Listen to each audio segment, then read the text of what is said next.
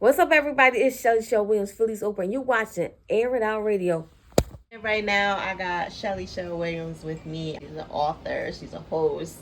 She is a dedicated Philly fanatic, diehard. She's the Phillies Oprah Winfrey. That's a big title. We're going to get into that, too, because that's a big title. That's some big shoes to say. You know, we're going to get to how you started. I'm going to be all over the place because I think that, I'm all over when I do my interviews. I like to mix it up a little bit.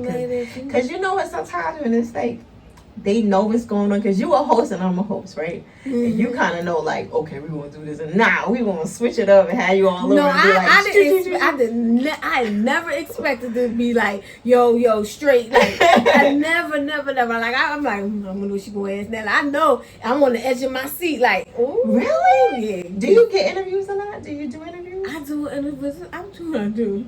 Really do. And you be scared? No, I'm talking like with your questions. I know that you're not gonna. Oh my God, I'm gonna be good. No, but you don't have to. That's what I'm saying. With your questions, they're different. But that's what it's supposed to be. Right, different. Exactly. We're not supposed to come up and say, "Hey, we want the same question." We always want somebody to say, "Oh, that's a good question." I be loving that when somebody say, "Oh, that's a good question." I'm like, I do too. Shelly Shel, is that your real name? No, it's not. Get out of here. No, it's not my name. What? Wait a minute. Hold up. The whole time I've been thinking that's your real name. No. What the? No. I don't tell nobody my real name, but no, I don't want you to tell nobody. But I just thought that, like, because you got the whole Williams at the end, like, I'm like, really? Not my name. How did you come in with Shelly Shel Williams? People used to call me Shelly Shel, and I'm like, okay, that's decent. It was cute. Right. I think it was a guy. Some dude. He was like, yo, what's up, Shelly Shel? And I was just like, that was cute. So then when it came down for us picking our names for urban expressions, and I was like, Shelly Shel. And it was just Shelly Shel. When we first started on urban expressions, but the Shelly Shel Williams came afterwards because I wanted to make sure that Williams got in because Williams wasn't my original last name either. I changed my last name. Growing up, I had my father's last name. And because he wasn't, I forgive him and all that, so I ain't having no daddy issues right now. But when we was growing up, that was his name. And I was like, well, he wasn't there, and he wasn't in our life, so why would I have to have his name? When my grandfather's name was Williams, and I grew up at Williams, all my family was Williams, I felt it was unfair that I wasn't a Williams. So, and my mom said, you can change your name when you turn 18. And you have to talk your brother into doing the same thing. She said, I'm not about having my kids having different names. So I convinced my brother to change our name and to convince him to pay for it because you got to pay for it. Of course. So I convinced him to pay for it, and now we're both Williams, and because that's what my grandfather's name is, and my grandfather was in my life. They do each have their purpose. Why you got the iPhone? You don't like the iPhone though? Because I needed to make sure that I needed to see which one was better, and I can't give you the tutorial unless I get both devices. Look, it sounds like she really want to be down on iPhone. I don't. I just have it because on the low. Because during COVID, right? Clubhouse came out, right? Clubhouse came out, and the only way you can get Clubhouse is if you had an iPhone. Oh, so you only got for Clubhouse. That was it. Just during COVID, like it was like the thing. It was the thing happening. So I got a corny one at that time. I got the little corny iPhone just to see, right? But then, Shelly, I don't know what's looking good over here. People saying they like the iPhone. Y'all tripping. If you never had an Android, you would never know. Like there's no clutter there. No, if you suppose you posting to social media, right? And you want to copy and paste it from somewhere else. You can only paste it that one time. But on Android, you have a clipboard and you can go into many different messages and I can too. See, she ain't even using it right. That's why she mad. You know what I'm saying? Okay. Here's another thing. All right. Well, so she's still trying to. All right. So nothing. So with Android, right? You can screenshot, right? And you can take and copy whatever's in your screenshot. Can you do that? You can copy it. No, you can copy the words. Like suppose somebody wrote some decent. We can do that too. Nah. Can't we do that, y'all? You can screenshot something and copy the words off of somebody else's screenshot. Like we can't do that part. I can take all the words. Who wants to do that? Like, who cares? Because some words I be wanting. We don't care about their part. It's amazing. We don't care about that. Until you do it. One for you. Ah. That's what made you get into hosting. Oh, I wasn't in the hosting. I'm in the business. So when I started out, I'm in the business. When I started out Urban Expressions, it was my sister who was going to see what Ed, Ed Box was the one who actually created Urban Expressions. So she was going over there to kick it with him and learn how to kick it. How?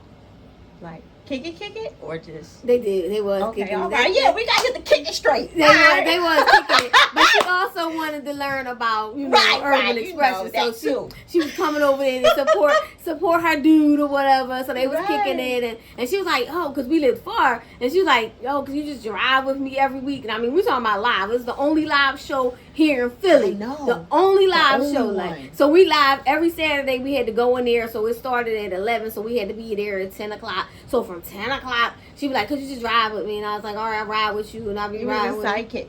Yeah, she just wanted somebody to take the ride with her. All right. I'm like, I'll take the ride, but I ain't interested in that show. No guys was there for you. You just went for the ride. Oh, yeah, nobody. I have always been that person who went to church every day, every week.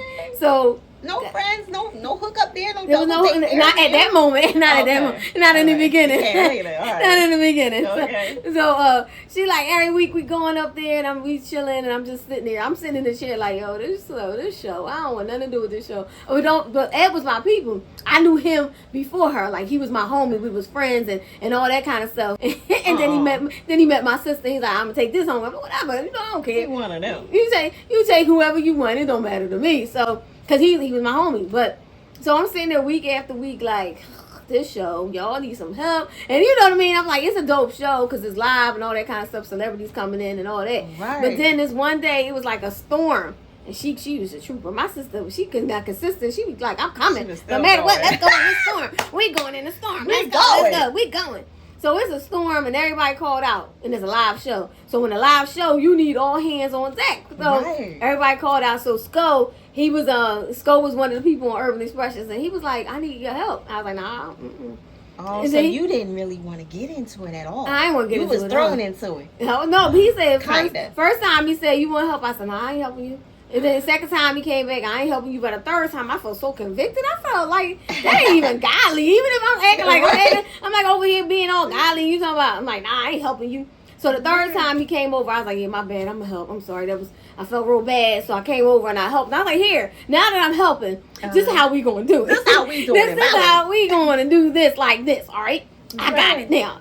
You go here and so you was thrown in it, kind of. I was thrown in it, but then once I was sitting there, I was like, all right, can we do it this way? I'm just going to show you a different way to do these particular things. I've been sitting here long enough. I'm sitting here. You're observing. Yeah, I've been sitting here long enough, and I'm saying that we could do it this way. Right. We're not going to be running back and forth with these messages. You're going to take a couple of messages, you can write them down. And we're not going to go message, because, we had the 1-900 number, and everybody could call in that 1-900 number and give a shout out. Wow. So they call up, and then so you call on the 900 number. That was a whole like a whole booth of phones, and everybody could pick them up. That's real old school. It was very old school.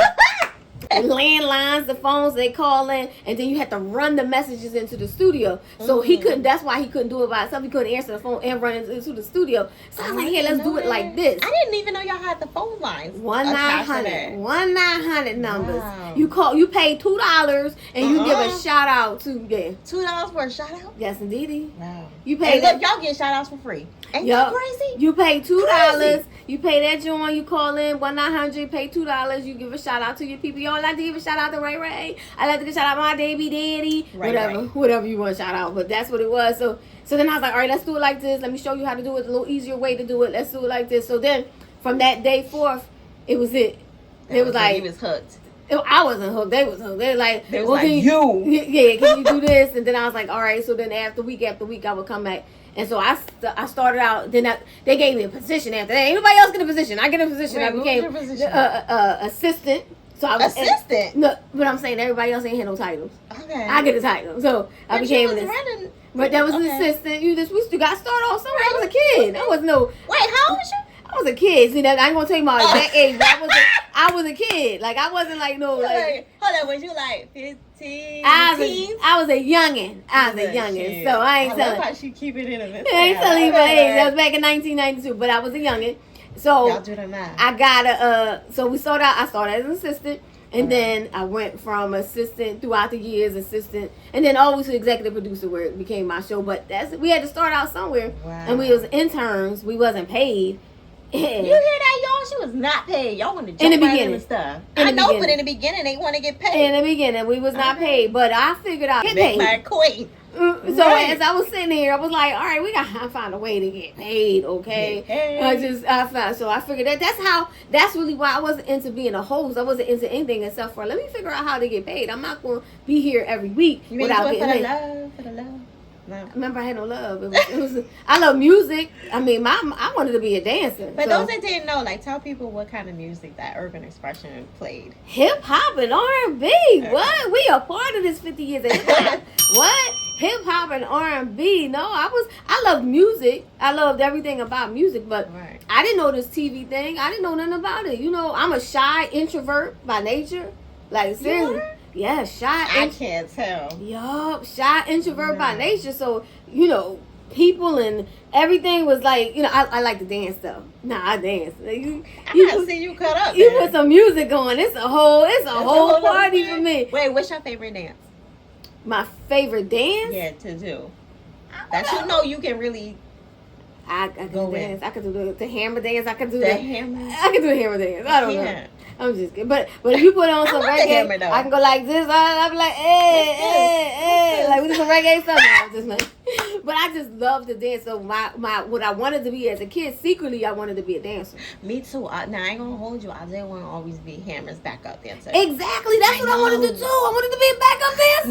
You can still do it. Like I think we got a little time. We got some time. Come on, Hammer. Come on, Hammer. Hire You know what? They made fun of Hammer, but then when they see Hammer come on now, they all stand up and respect him. You know what I mean? Like you got no choice. I mean, him out. He said, listen, like I wouldn't do that right now, them hands and all that kind of stuff. But he was trendsetter. He was doing it. He made a bunch of money. He was foolish with his money, but he literally showed y'all how to make money. Yeah, he lost it from his foolishness, but he showed you I can make this money. He was balling out of control. He was balling out of control. He was. But I mean, his sets was crazy. And that's what you gotta do to have a good show. You know what I mean? Sometimes you had to like splurge. I mean, he was splurging. Nah, he ain't had to do all that. He had to go broke. Yeah. He had to go broke. He should. I mean, but we don't know. You know, we all. I mean, I've seen some of the stories, but you know, like we all fall into a trap and maybe not do the right thing. But my thing is like I love to dance, and so music was in my spirit and everything like that. But for that moment, it wasn't like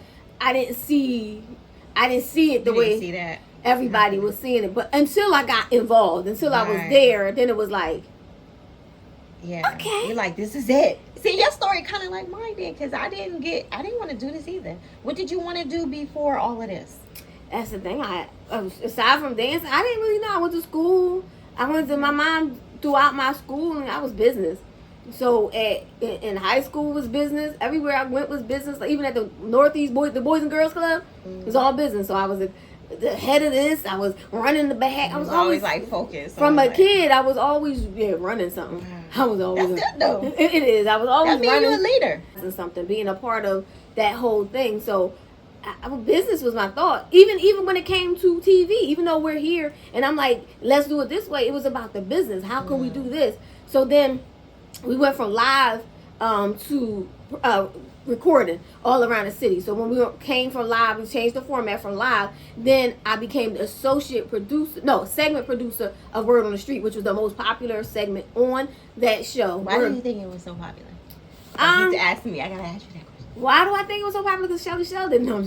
I'm joking. No, she not. That's not what I really am just joking with that. That's not what I think. But why can't you say that? But I wouldn't never say that. Why? It's not, because that's not why it was popular. But I mean, that was part of it. It was consistency. It was like every day, you knew that. But why was it consistent though? You knew that it was always going to come on at 12 o'clock. Right. You knew that it was going to be all the industry, the gossip, so to say. It was all the gossip. So it was like Word on the Street. Let me tell you what happened to Busta Rhymes. Let me tell you what happened to this. And back then, we couldn't Google this information. I really had to go search, find all kinds of information. So I was writing all people's. I was writing all their people's lines I had, and so Ed said, yeah, I want you to get one host for this. I heard you, but I didn't do that. I said, I hear you.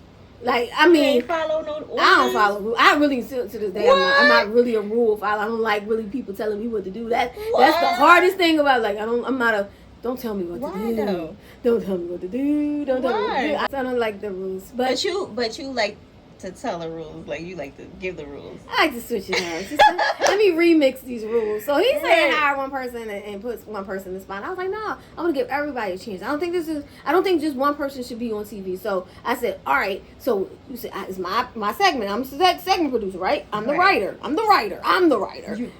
So I said, all right, it's Keith from Up the Block. It's Sko, because he gave me my chance. Imani on the scene, which is my sister. Mm-hmm. Why should she not be on it? And me. So it's 4 of us. So I made it a whole four-piece ensemble. We gonna make a whole ensemble. So we taking it to the street. We doing it. We started our first one on the block. Like, we just on the block. Yo, what's up? We walking up the street. That's where Keith from Up the Block came from. Yo, that's Keith from Up the Block. So he starts walking up the block. So we started all on the block. And I was like, oh, that's cool. That's decent. All right, we in the street. Then I decided, all right, well, I want to make some money. So I decided, all right, we're going to take this to different places, and they're going to pay us to come in. Right, for the TV. They're going to pay us to come in and do the word on the street, the most popular segment at their location. Right. So then I started doing it at beauty salons and different things, and studios and hair, barbershops. And so, we did it at Third Dimension, which was a club. Every week we be at this club. So that's why I started making the money that way. Like, I'm getting, and I ain't just gonna get me paid. So I'm gonna take a cut and I'm gonna get everybody paid. Right. So here's what it costs, and here, give me the money, and I'm gonna divvy it up between all of us. I get the biggest cut because I'm Shel, and then what I mean. I mean, that's the thing. Hold up. Did you get in trouble for taking money? I did not. You didn't? No. Because back then, it was a little different. It's advertising. I know. That's for advertising. I know, but sponsorship. True. I got sponsorship package, media. But now they would consider it. That's not. Somewhat. I call this the urban infomercial because I'm coming into your facility as a commercial, and I'm coming in I'm saying, hey, what's up? This is Airitoutradio. Don't forget to come down here every Thursday right here at 7 p.m. This is what you need to do. All right, this is the word on the street. Let me tell you what happened to Lil Kim. Lil Kim, and that was it. No, blah blah. Boom. Airlines, they get their rings, they get their business. Boom. Exactly. And we made businesses grow. But it's TV too, so you was like making money. It was advertising. It was great because nobody was in that lane. No one was in that lane. No one was doing it. It was just like, I'm not going to be working for free.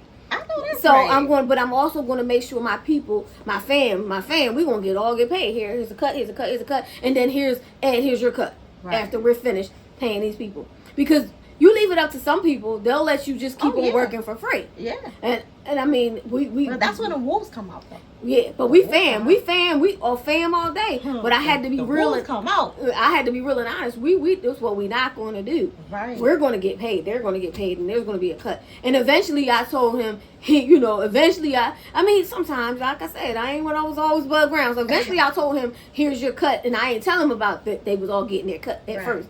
I said, here's your money. Here's what Why didn't he think of getting money from all of this? What was he thinking about? Because God said Shelly. Okay. God said Shel.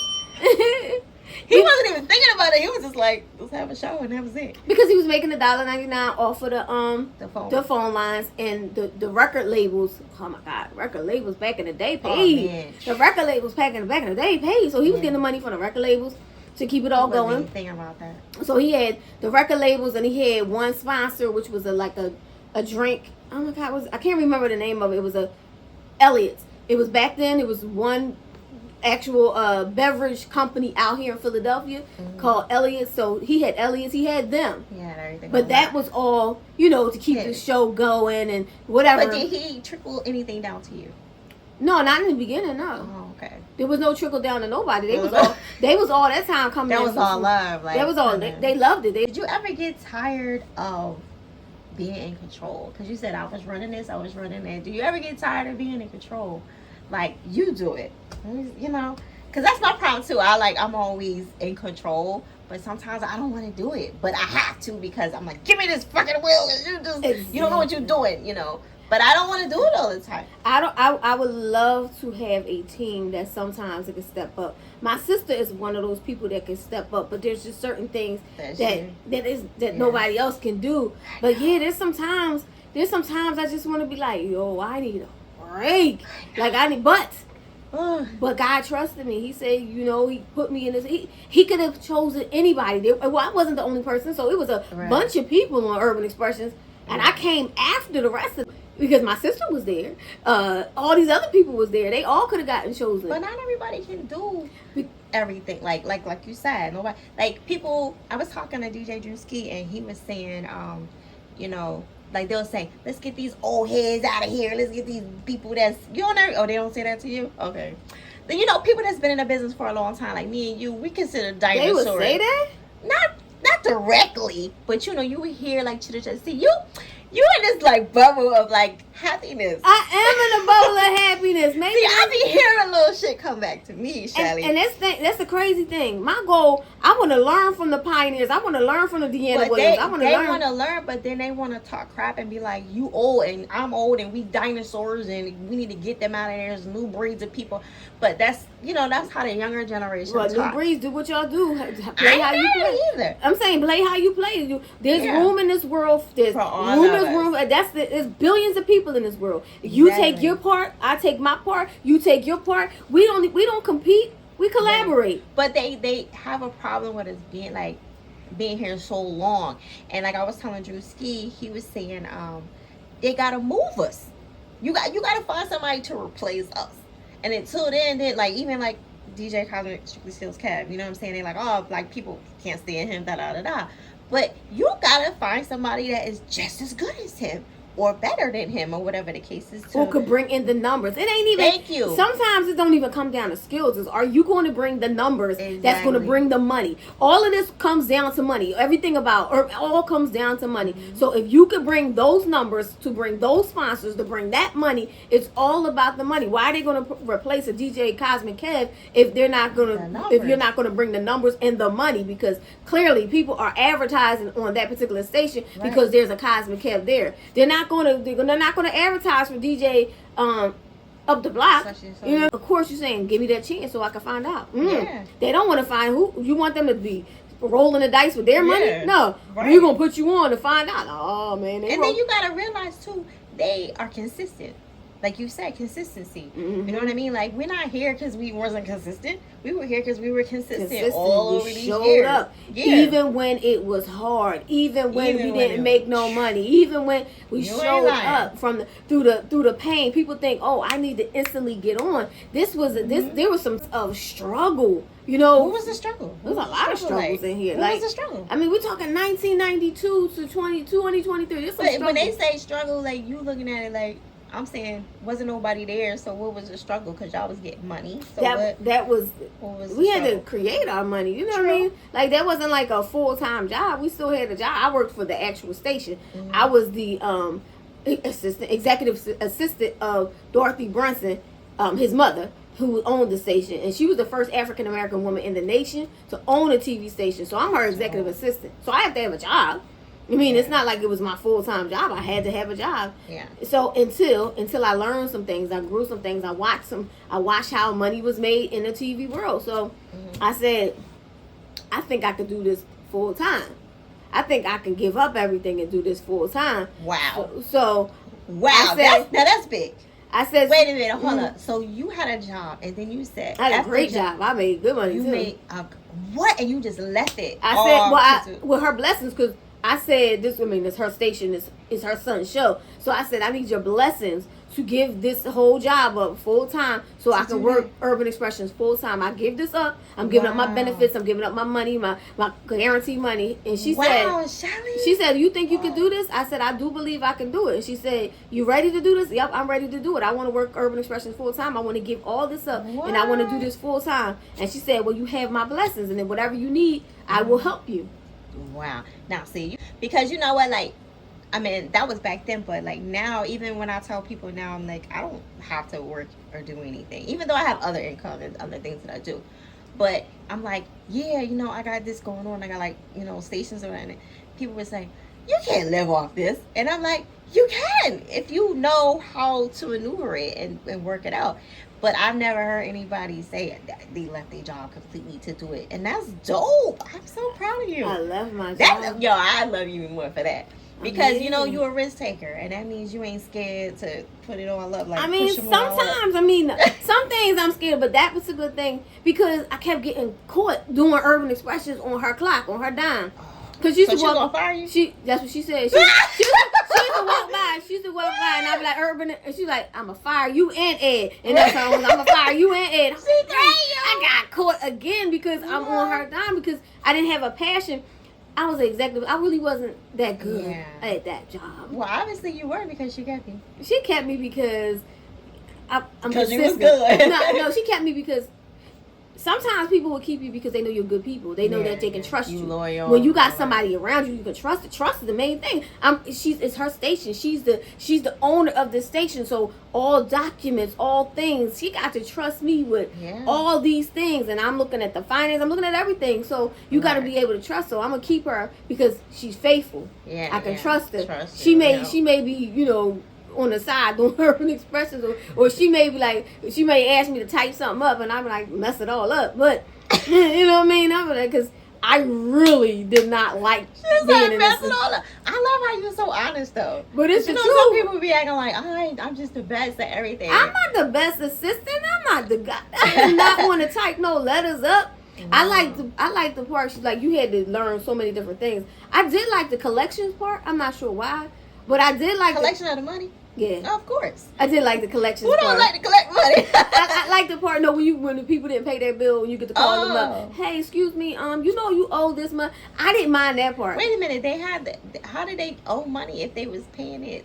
Sometimes when advertisement, when you're dealing with bigger companies, sometimes it's net 30, and they may not have paid that 30. Sometimes you gotta put the stuff on the air, go net 30, where they 30 days they get paid, and sometimes they wouldn't pay. They did like a payment arrangement type of thing. Yeah, that's just how a lot of the advertising works. It's a lot of 30 days later. So some people, 30 days later, right? But some people didn't pay upfront.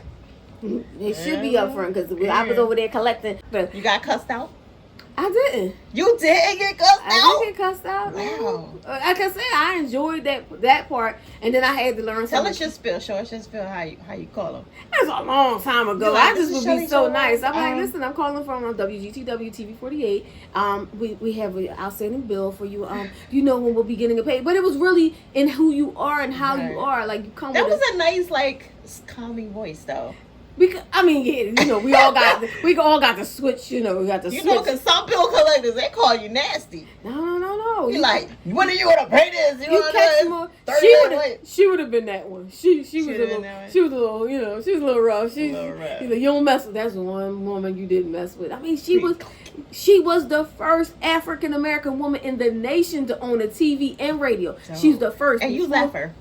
I did leave her. I didn't want to do that. I wanted to do urban expressions. Me and you was never part. We parted. I don't want to do this. I don't want to be nobody's assistant. Being an assistant. You know, I used to work for Mina Say What? Did you? Yo, I love working for her. I love working for people. I love, if I could, I would be somebody's assistant. Really? Yeah. And I was here at Airitoutradio still. And I was still helping her. And I was like, I got so busy. I was like, Mina, I can't do it. She was like, please. I was like, I can't. I was doing her media and stuff. Really? I love doing it. Like all this right here, I love doing it. No, I like watching people get big and blow up. And I like people get big and blow up, but I'm not good at the assistant thing. I'm not good at the details. I'm not good at the organization. My weakness is organization. So how can I keep you organized and myself? So no, it didn't work. What's your best thing about Shelly Shel? I would say my superpower really is consistency. Your superpower? That my superpower is consistency. I believe in that. I feel like we all have strengths, weaknesses, opportunities, threats. We all got those things. My strength is just not in organization. So no, I don't make a good assistant. I don't want to be an assistant. Well, you don't have to. Now you're a boss. Wait, but I'm saying I don't want no parts of the assistant thing. She's not no parts of it. It's not my gift. It's not my talents, and you know, it's just not. So do you like? Is she still alive? She passed away. She passed away. Now we have the Dorothy Brunson Foundation. Look, her contributions, like, remember when the Smithsonian, the African American Museum, the DC came about? So Oprah Winfrey had an exhibit in there, and she was on the wall as one of the people who paved the way for Oprah Winfrey. Wow. It was her and Kathy Hughes. And the only reason why I know about it is Kathy Hughes told me. She was like, "Whoa, you better go to the museum to see Dorothy Brunson on the wall." And I was like, "For real?" And you didn't know that you worked for her. But she was going by that time, so she was so I was like, "All right, I gotta get there. I gotta see this." So I made sure we went to the Smithsonian to see. This is the lady I worked for. This is dope. She's a pioneer. She's on the wall as paving the way for Oprah Winfrey. Like, to me, it's like 6 degrees of separation. One day I'm gonna be where I'm gonna meet Oprah. One day I'm gonna either interview her or you something. You never meeting her? No, one day. I thought you would have met her by now. No, okay. I do something, like, for real. Like I said, Dorothy Brunson was the one who paved the way for her. Kathy Hughes paved the way for them. Yeah. And I worked directly with her. Like, I was right there. Even though I wasn't good. I mean, I was good at certain things. You was good. Cut it out. I'm just messing around. You know what? To me, it don't matter. Like, I feel like we talk about stuff. Yeah, it's okay not to be good at that. Yeah. But what I did excel at, I learned how to do sales in that process. So but there was some. What did that helped you into, like, whatever you're doing now? Yeah, I watched how they made. I watched how they do the sales. I got to make the programs. I got to see this stuff, and I was like. I said, yeah. Right. Is this how it works? That's how it works. It's great. This is what I'm going to leave now. Okay. Bye-bye. She gave me her blessings. And when she said, I'll be there to help you. Like, so then I leave. And I said, all right, now I'm responsible for my own salary. I'm responsible for making the money. On your own now. That's what I got to do. I'm responsible. So I hit the ground running. And since I learned the thing about how to do sales and how much I really like sales. I like sales a lot. So I like going into those places and saying, hey, we're urban expression, you know what I mean? Here's my media kit. I like doing it. And I didn't like no. So you're not going to say no. So I'm going to keep coming back until you say yes. Do people know who you are, like, when you walk around just doing stuff? Sometimes, yeah. They're like, Shelly's out. Yeah, sometimes it's a great feeling. Sometimes when people are like, oh, I used to watch you. I grew up watching you. So that's why I got the t-shirt, because every time I hear, I grew up watching Urban Expression. I'm like, yeah. Did they ever do anything weird, like, when they met you? Nobody did nothing weird. I haven't seen that. Yeah, people do weird stuff. No, no weird stuff. FiyaChick, like, it's weird because I'll be like on the bus and I'll be walking down the street and stuff. And, why are you walking? What you mean? Like, I gotta walk. You gotta walk. Yeah, like, why are you walking? You're not supposed to walk or something. No, go ahead. But I get it though. Like, they think I'm supposed to be like driving in a fancy car. And I mean, now people do expect you to have a fancy car. No, I don't have a fancy car. I don't care about all that stuff. Like, who gave you the name? Why that name? Well, fast forward. So then, I started working in corporate because they gave me an offer I couldn't refuse, and I started working at. I started working at. And then you quit, and then somebody else gave you another offer. I'm talking about years later. Oh, okay. It's very, very much years and years and years and years later. I mean.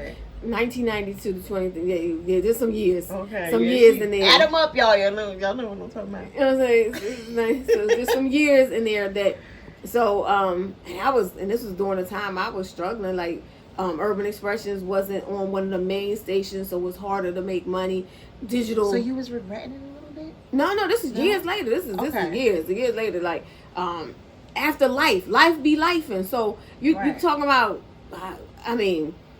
Things happen, you got a house, I'm about to go on foreclosure. Life was happening at some point. This is, and then things switched. You talking TV, things switching from TV to digital. Then I had to learn a new system. How do you sell in a world where they're like, oh, well, things are switched. I don't need TV. I need digital. I need this. So things started to switch. And I didn't, I guess I didn't switch. Ready? I wasn't ready, or I was trying to get myself ready, and it just, so money wasn't coming. That switch was a change, though. That switch was crazy. Yeah. For us, especially since record companies wasn't giving us the money anymore, it just became a thing. You're talking about, it sounds great, all of it's great, but there's a moment, and it's okay. There was a moment that I didn't have no money. There was a moment that I was struggling. You ain't had no money, so it was a moment. You all had those moments. It was a moment. I didn't have any money. I was struggling. It was a moment. So then, one of the sponsors at the place that's yellow and red, one of the big stores that's yellow and red, and you go in there and you get bargains. You get what I'm saying? One of those stores. One of them stores. So that store came to me and said, the owner of the store. They were the sponsors of Urban Expressions for throughout many, many, many years. And so they came and said, listen, we look like what you do, what you did for Urban Expressions. Why don't you come do it on the inside, in-house? It's like a job. Like a job? Like a job, like a jobby job. And said, yeah, you could do everything you're doing, but internally. Right. And I was like, and then the money, and then the salary came up, and I was like, hell yeah. Right? Yeah. So much money? Sure. Yeah. Sure. Yeah, that was good. Good stuff. You gotta see, you done went back up. You up again. Got money, a car. Right. Yeah, it was nice. It was nice. So I went into corporate for a while. And so I was there, and it was amazing. It was everything I do in life. I was able to do it inside. So I grew their social media from 5,000 to 50,000. I grew their all the social media. I was like, this is my lane. I got it. So then I did community relations, which I love, meaning I get to take your money and help poor people or people who need it and things like that. So I love that part. So I created some programs. We did the $100,000 give back giveaway where we give coats out in every market. Like there was a bunch of different markets, and we gave 10,000 out in each market and giving free coats to the community. Man, and I got to pick all the charities and everything. I loved it. I mean, it came with some drawbacks. Sometimes it could be a little hard. Everything comes with it was a job. But I was that person who came early, left late. I was that I was the MVP in my head. I was the MVP of this thing. But then we went on Undercover Boss, and then we spent so much money promoting Undercover Boss. I love that show. I like the show. I liked it beforehand. I liked it before. But we spent so much money advertising, like in the millions advertising. Oh, the owner's going to be on Undercover Boss. We put so much in the advertising, so much money, so it took a lot of the budget. So at one point, then he started laying people off. Oh, right. So on the show? No, after the show aired, we did so much. No. So he did so much. No, he gave my boy Curtis. He gave him a whole house. He gave him $250,000 and Curtis. I don't think I seen that. Y'all, that's on YouTube. The yellow store, the yellow and red store. They got the big shout, dee. The big shout, the big shout. Only reason why I'm not saying it because I'm not. So you was on the show too? At the end, I was a little like they had like this big reveal, little big reveal. People who know me said, "Oh, I seen you on that show on the cover," and I was like, "Oh yeah, I was at the end." Oh, so you had like a little brief, little thing. But it wasn't about me. It was about the fact that he was spending so much money in advertising. So then it came down to, shoot, I spent so much money. Now I have to lay people off one by one in the office. And I was like, I'm the MVP. No, man, I know you ain't about to get rid of me. But so he fired the girl who was there a long time. He had fired her, and I was like, oh shoot, he fired her. My next what's happening? So he had her going. So he wanted me to learn her job, but quickly, and it was like, all right, I learned her job. He wanted me to do something impossible. He wanted me to learn her job and do something. He's like, I want you to get everybody, because he does a lot of advertising. He wanted me to get everybody, radio station, newspaper, to give him free advertising because we had done so much. Wow. But I did it. The thing is, I did it. I did it. Okay. And then he was like, but I need you to learn this. And so he wanted me to learn so instantly. And then he was like, it didn't work. So he ended up laying me off. Not the L. He laid me off. And so when they called me down to unemployment was very nice. A little different. It was so easy. It was easy. Put a couple buttons. You get your money every 2 weeks. It was very easy. So I get my unemployment. A month later, they called me back and said, come back in. And you went back too. And I did go back. I went back. I mean, when I say money, I'm talking about, it's corporate. It's corporate. Right. With a car. With a car. It's corporate. So. All right, I get it. They called me back. I went in and then I was there working for a week, and then it was like, we need to reduce your salary. And I said, oh. Not again. Yeah, we're going to reduce. We still want you, but we need to reduce your salary. And the guy was like, did I tell you to go back? So he gave me, I was like, here's my negotiation. If you reduce my salary, reduce my hours, or you give me part, so I'm like giving them negotiations. Right. If you reduce my salary, and they didn't accept my negotiation. So I ended up not. Yeah. So I ended up being unemployed again. But this time I knew that God was saying, he already, even before I went in there. I was saying that. But even before I went, it's funny. Even before I went in there, one of the people from the church said, everybody used to call me like yo, you like Philly's Oprah, you like Philly's Oprah. And so I was building. I had to build my company. Now I'm like out on my own, so I'm building my company. I get my website done. So I was looking for that thing because I want to show that I can brand that thing. So I was like, how do you describe who you are? How do you make people? And I was like, if I describe who I am, I build my brand. It's like I show you how to do my website. I built it all. I did some videos. I like really was building myself. Like I'm building my brand. So I was finding like I know one of my girlfriends. Her name is Melinda Emerson, the small biz lady. I was like, that makes sense. That's who she is. I need that thing. But then everywhere I was going, people was like, you like Philly's Oprah. You like Philly's Oprah. I was like, my name by the third person that said it. My name is Shelly Shel Williams, Philly's Oprah. And then I took the Oprah and broke it down as an acronym. Okay. Online marketing, P, producer, R, resource agency, A, advertising, and H, host. So it's an acronym for something. So I made it even an acronym. So Philly's Oprah. And I said, the moment someone calls me Philly's Oprah and announces me, like, oh my gosh, here goes Philly's Oprah. I know that I understand how to brand. I know marketing. I know what I'm doing. So the first person they called me Philly's Oprah, I was like, girl, you know what you're doing. When they call you because they started calling me the Queen of the Internet, and I was like, no, like in the Kevin Hart voice, but he was like, no, and because I didn't want to hear like other females be like, oh no, she not. Yes, you are the Queen of Internet Radio. Yes. So, but I was like, no, you know what I mean? Because I'm like low key, you know what I mean? I like to stay out the way, and then. It was like, no. And then I was like, you know what?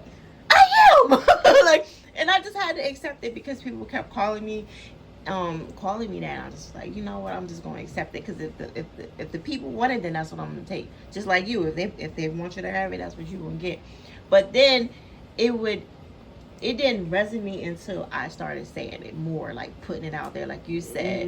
I would be like, I'm the Queen of Internet Radio, and then some people be like, like, you know what I mean, other female like hosts and stuff, and you probably didn't get that because you're Shelly Shel. Like, I didn't get it because you're positive, and it's like Mother Earth. You know what I'm saying? But when you think about it, Philly's Oprah, it just goes into showing you have to be able to explain who you are. Oprah is more than just TV. She's everything. So I needed to explain to people, like, even if you explain, they still got a problem. Like, see, right now, nobody's like trying to come for that name. Actually, but, like, I did see one person. Who? I seen this one girl. She said she's Philly's Oprah, and I was like, oh, okay. Well, I think I might know who that is. But I said, and when I saw it, I saw it on her page. Oh, that's what's up. Go ahead, go. And I don't understand, why do people try to, like, if they know somebody is already titled, right? Why do they try to do the same thing? And it's okay with me because no one has the credentials. No one can say they've been doing this long. She does not have what I have, or what we do doesn't. It's not the same. But it don't matter to her and her head or other people's head. They just looking at it. I want that title. Like, if you say you the queen, I hear people say, we all queens, and I'm like, yeah, we are. I'm the queen of internet. Like, radio is different. We want to, you know what I mean? And then, you have, like you said, you gotta break it down. But in their head, it's like, no, all they hear is that one part queen. Or if you say Philly, then automatically they're like, no, I'm the, Oprah Philly or whatever. And they feel like they just get stuck on that one part. You know what I mean? But you have credentials to break things down, and people don't get that. They just want to slap their name on something. And they can, but keep it moving. Nobody's story will be mine. Nobody's like you. I don't compete. What if they had a battle? What if there was a battle between the names? Remember back in the day when you had to battle for the names? Would you battle for it? Nah, I ain't gonna battle for somebody else. My name is Shelly Shel Williams. I ain't battling nobody for nothing. You better know it, nigga. I am who I am, and nobody's story is gonna be mine. So nice. No one has that story. No one can say that they started back in the day. Nobody can say that. There's no one. No one has my story. No one can say that when there was no internet, when there was no. advertisement. Nobody can say that their first check from the Foreman Mills was $18,000 and 50. You know what I mean? Nobody can say that. Mm-hmm. I learned how to do this with no blueprint. And then back then it was harder too. It was much harder. Way harder. Because it was like trying to show them something. It's like, let me show you this. I had City Blue. I had Dumphy Mitsubishi. I had every Sneaker Villa. I had everybody. Hold up. I had Sneaker Villa too. What was you doing at Sneaker Villa? That was the advertising. The advertising. Of course, I got some sneakers too. People at Sneaker Villa was good. Sneaker Villa was good. I love Sneaker Villa was my sponsor. I don't know if you remember, like, cause I was doing my little stuff around, but I would do Sneaker Villa and I would have my tours, right? And they would just like throwing me all kind of stuff. But now, it's totally different now. They all Sneaker Villa is Sneaker Villa is owned by the same people who own the yellow building. They all own the corporation bought both of them, the Sneaker Villa and the yellow was building. Good. I was getting sneakers, keychains, all kind of stuff. I did get my sneakers. I love it. And I was giving a lot of stuff away too. Like, you get a sneaker. And they were great to me. Some people had attitudes or whatever because they, you know how it is, like when they can't work with you or they can't work with certain people, they start getting upset. Do people get upset when they can't work with you, or you be like, no, I don't want to do something, or whatever the case is? Not that they told me to my face. You got like this clean image. Like, oh, I wish I had you. No, I mean, I guess nobody. I mean, not that they told me from the face, but like I said, I'm very guarded. It's not like that may be too. I'm very, Maybe you need to do a secret. What do you call it? What is it? The secret boss. The undercover boss. The undercover boss is. They only put them big corporations do undercover. I don't even want to do it. Like, if it comes the opportunity, I won't say no. But it's not. Like I said, the beginning of me leaving the corporate job, had we not spent that money, but it is what it is. Right. But yeah. I don't know. But yes, the sponsors was amazing, but there was no blueprint for this. It was nothing. So somebody no blueprint. So somebody can come along and say the person that I saw on Philly's Oprah, she has not been in the business as long as I can. And cool, her peoples can call her Philly's Oprah, but she definitely can't say that she definitely can't say that when Jay-Z came out in 1996 that she walked up to Jay-Z and said, yo, Jay-Z, that's lying. Sleeps around gives me a lot. I don't like that thing. I don't like that. What, you gonna get some STDs? Bars. You know what I mean? Well, no one can say that they walked up to Jay-Z and said that, and Jay-Z said, yeah, it's real, man. That's how it happens in my hood, man. That's what it is, man. No one, she can't say that. Right. She can't say she was at the beginning. She was at the beginning of Major Figures' career. They don't look at stuff like that. They look at like, I got a whole bunch of views. Look at all my views.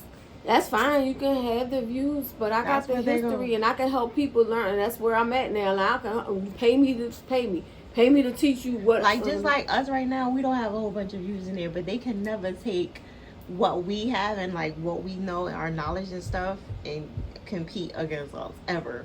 You know what I'm saying? And it's funny. That's why, cause like, people would say, oh well, they got 10,000 views. And I'm like, I don't care. If they was to go against me any day, I would run circles around them because our work ethic is different.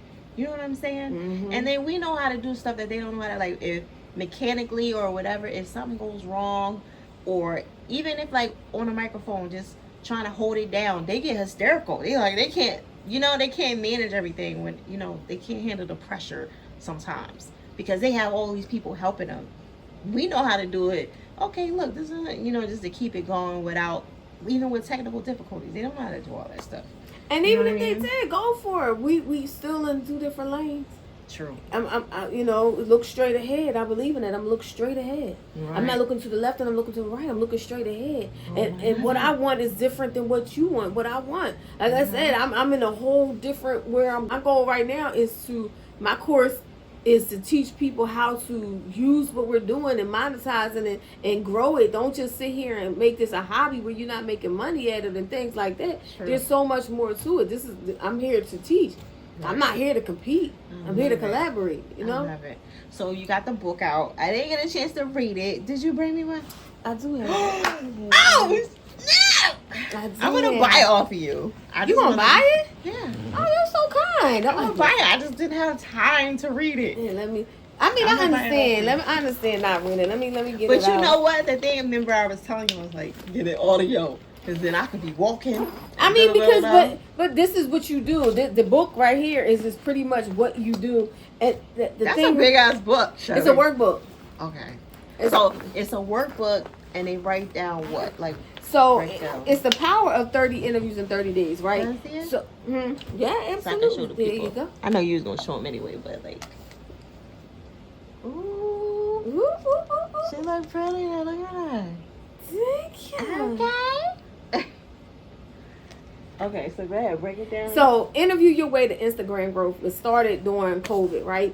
We're there, we're doing something, and we like, all right, what are we doing? And it's a time that it's like, wait a minute, I'm loving the Zoom thing. I'm loving this. I'm like, I'm loving the opportunity that I can speak to Miss Shelly, and I can speak to people that I couldn't speak to before because they home doing nothing now, right? So I was like, came up with the 30 interviews. So during COVID, so I did 30 interviews, and I did this one on Zoom.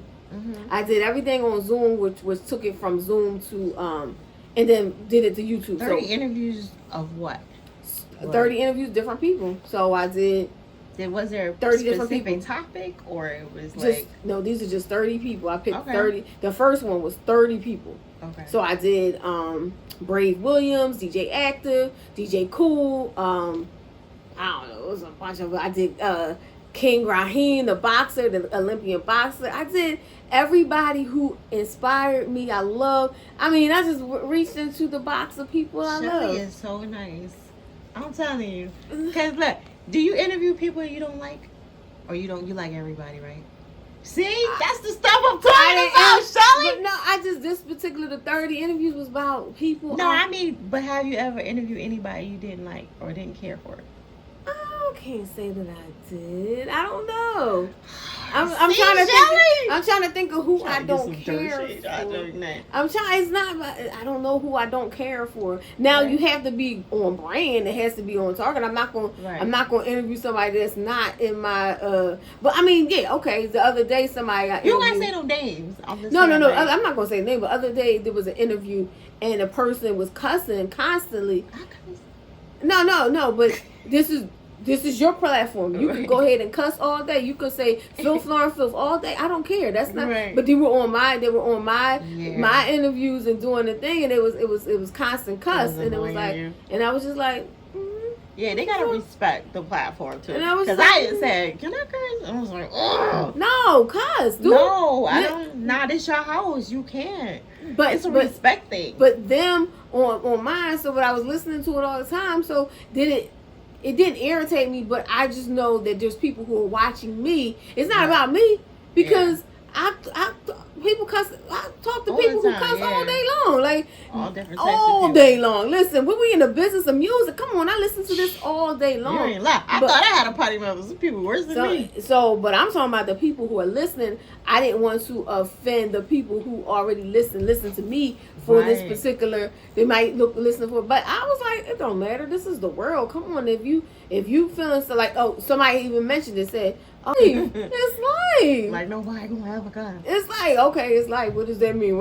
I don't care, but I just thought maybe it was a little too much. I'm like, all right, that's not. You can get your point. You can get your point across a different way. Did you research your platform? I mean, that's what I was thinking, but it's all good to me. So you never had nobody that you interviewed and you like, after the interview, like they said some stuff where you like not in my 30 interviews process. Not in them, but like regular maybe during Urban Expression there might be some people like I said, it was like the music might have been but you like so you ain't like them because of the music? Not like them, but I'm saying you might be like, oh yeah, this joint is dope, and you're like, this is dope. It's interesting. Maybe. It's an interesting thing, but but that's about it. No, but through the 30 interviews during COVID, they were all people handpicked that I really wanted.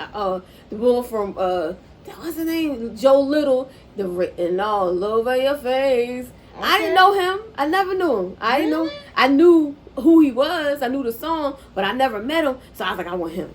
I kept going through and He's a legend. He is, but I didn't. But to that moment, I was like, I want him. I want him. I want them. I want this. So I just picked out my 30 and did 30 in a row. No matter what, I did my 30. Mm-hmm. And then it was like really successful, and I was like, I like this. And then my next batch of 30, then I took it. One of the people said, "Can we do this on Instagram?" Mm-hmm. One of the PR people for one of the people said, "We want to do it on Instagram." Because I was doing it through Zoom and Zoom is better though. YouTube, huh? Zoom is better. No. So here we go. So they said we want to do this on Instagram, and I was like, sure. I want to try something different anyway. So then we took it to Instagram, and then I saw something.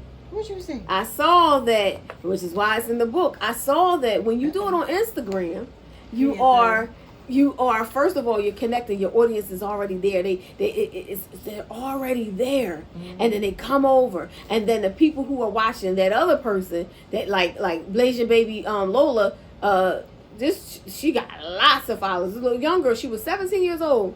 Beautiful. She's a rapper. Is that a singer or something like that? Okay.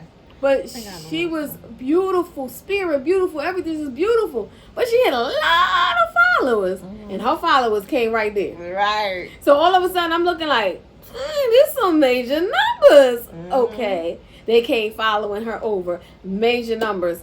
And then that's why you like your Instagram so much. Exactly. That's what. But it's cool and it's not cool. It's something they have like up and down things. It has everything will have ups and downs. But I show you the whole point. If you want to see that book. If you want to grow your Instagram, this is the way you going. This is about the growth of the Instagram. So it was like, all right, I saw how over one interview I got 108 followers in that one interview. Right. So we're talking about, I do social media for a living. I want people to grow their following. I want to teach you how to do it. Is that Ice Cube?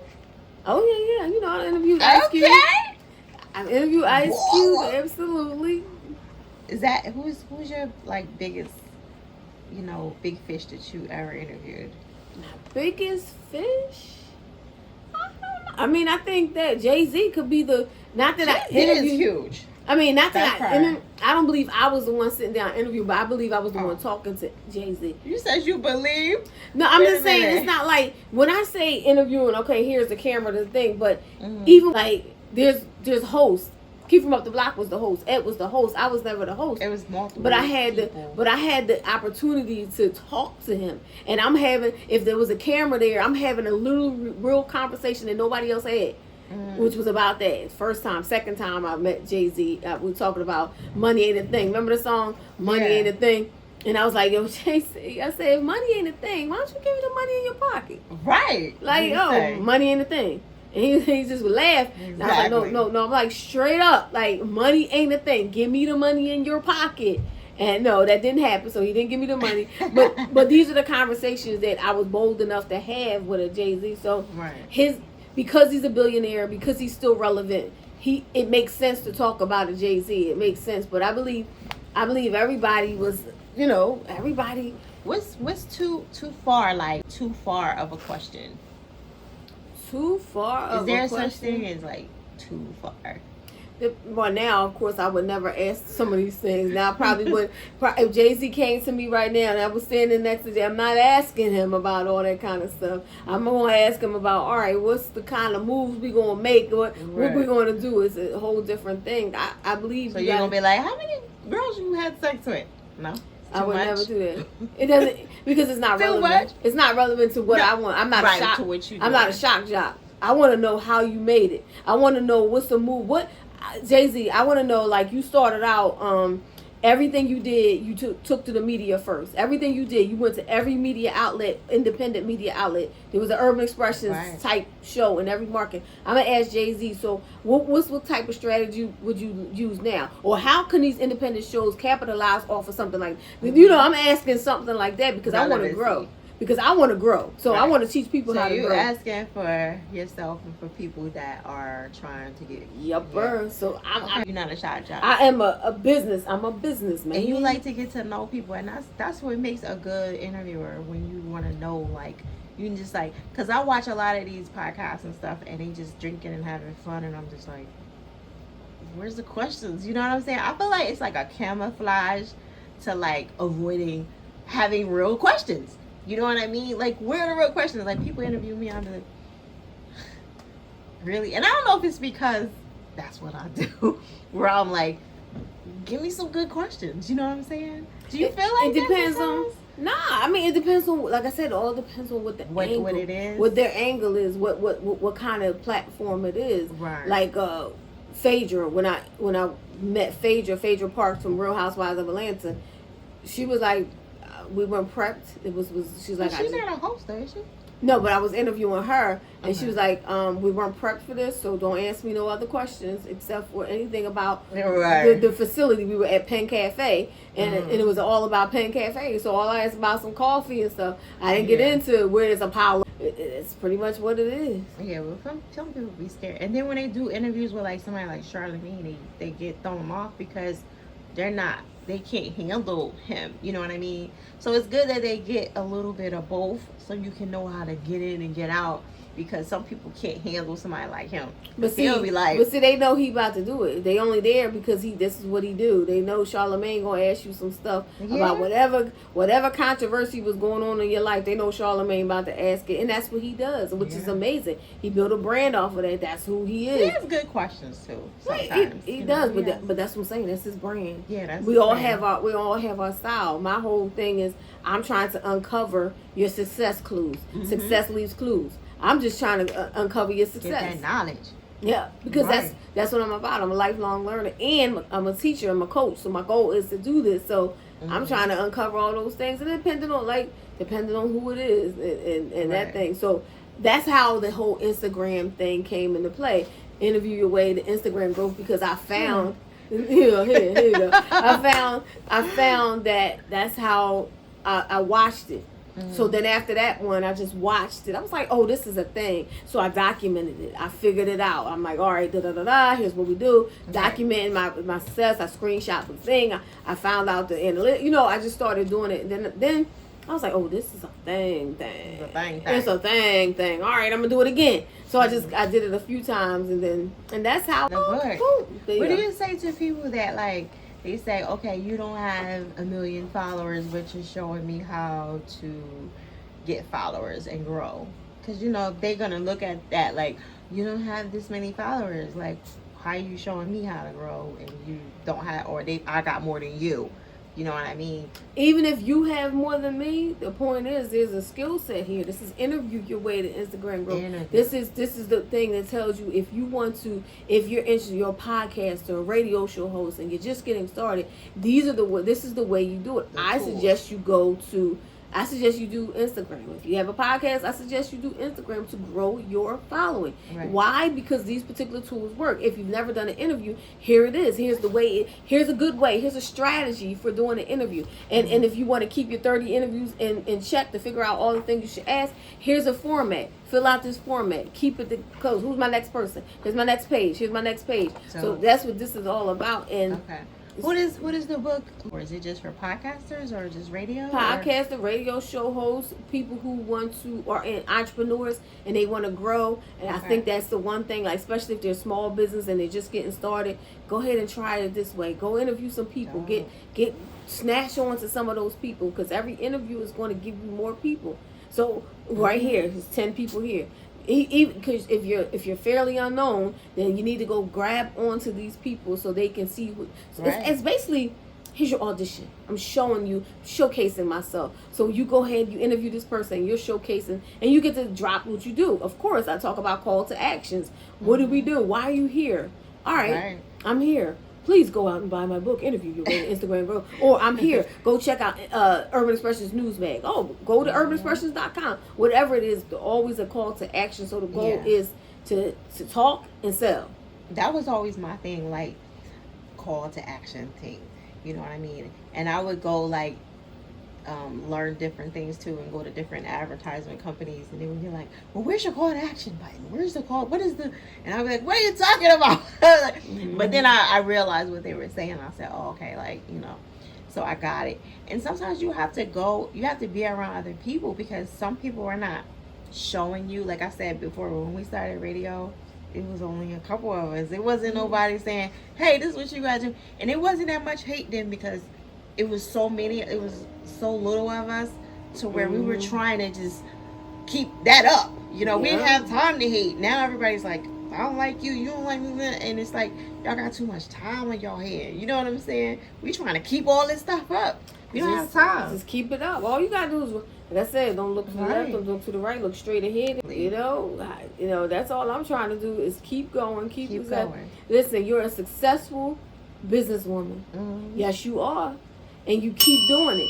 You're a successful businesswoman. You have all the tools that someone needs to grow their business. There's so many people I know who have dumped hundreds of thousands of dollars into internet radio and lost that money. Yeah.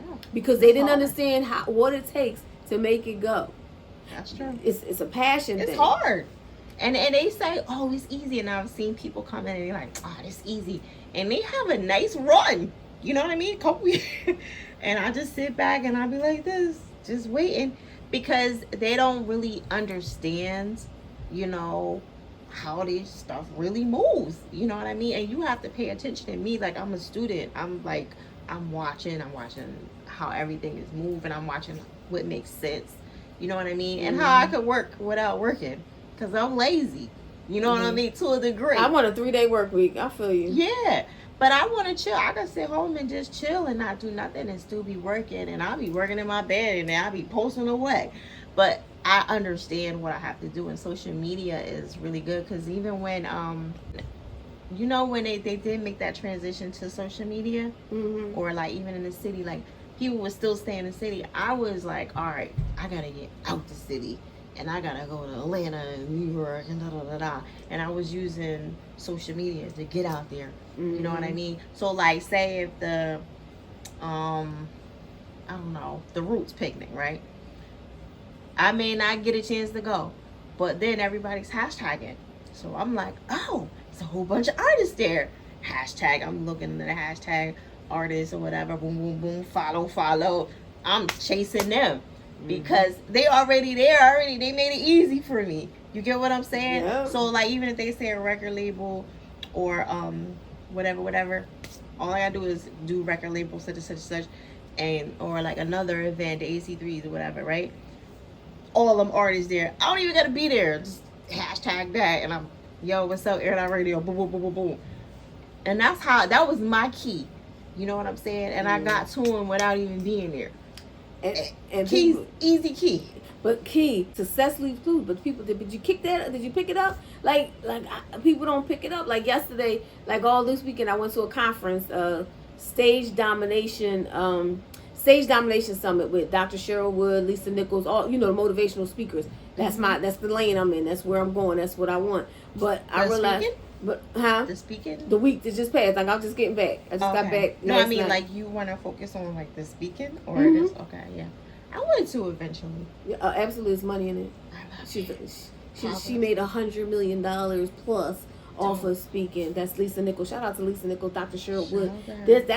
So that's why I said. Oh, wait a minute. Is that that's not the same lady that's with MC Light, is it? No. Oh. And she had, I forget her name, I don't know. She had like a real short haircut.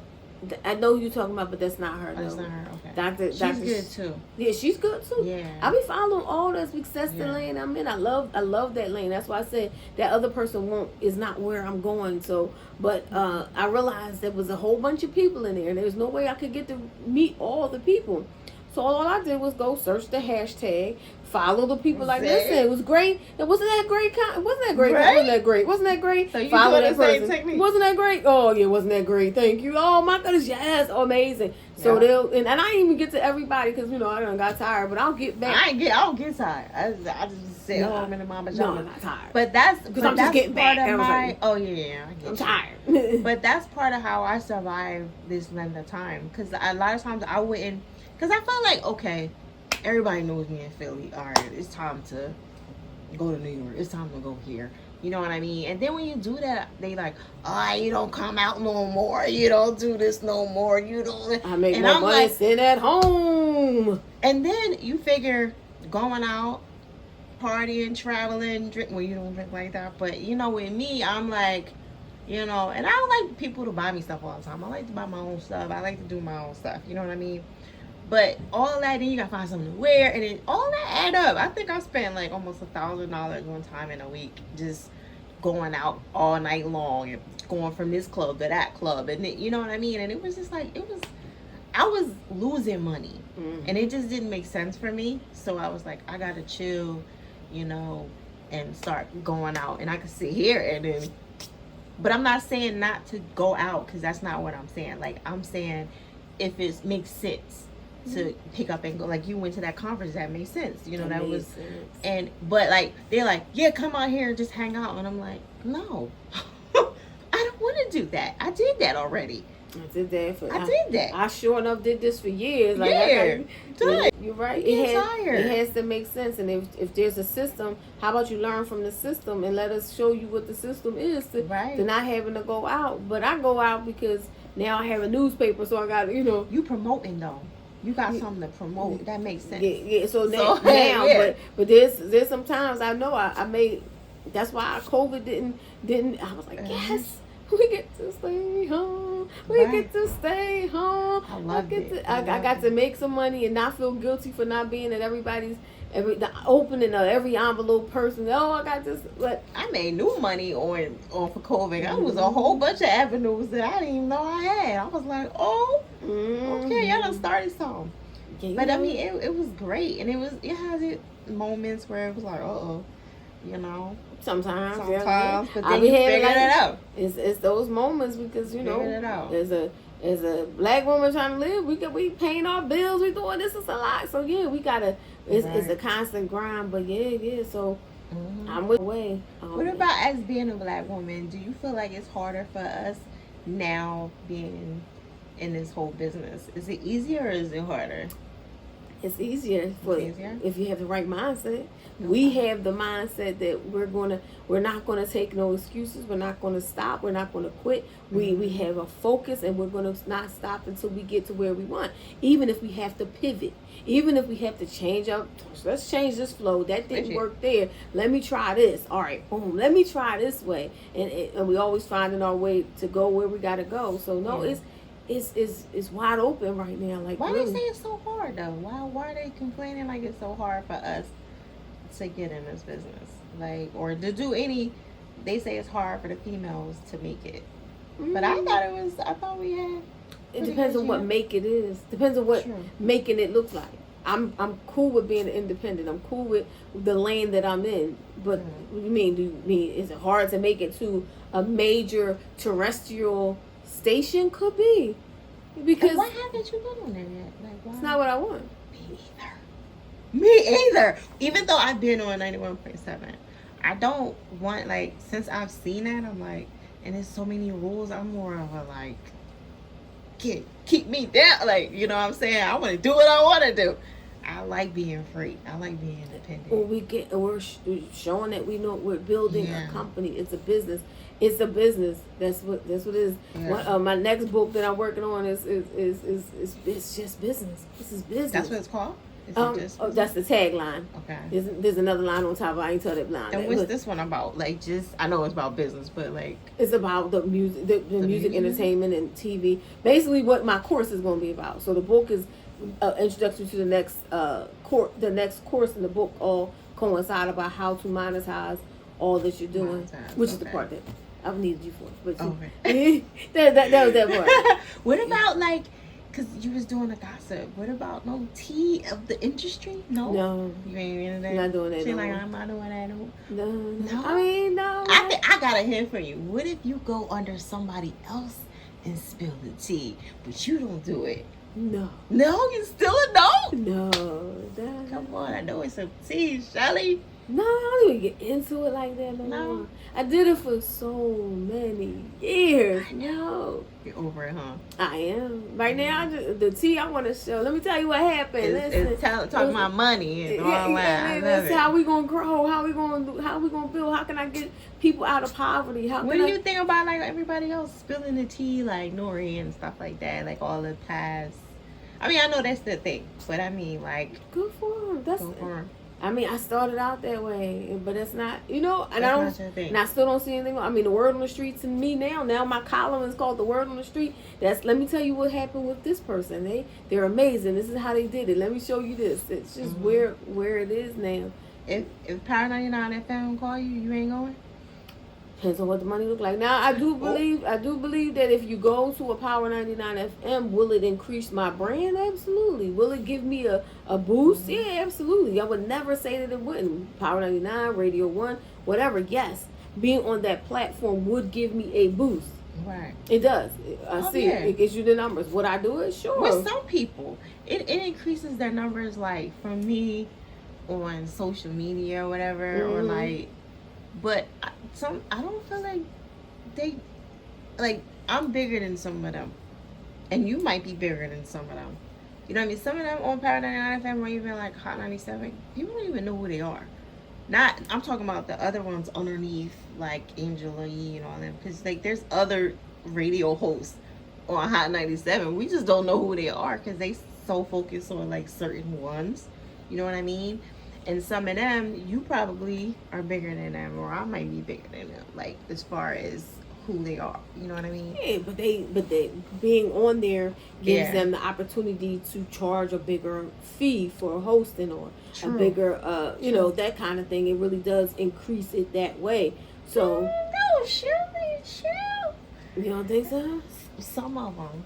Because, like, if I really, like, I don't really do hosting like that. But if I said I wanted to do hosting, I could make just as much as some of them.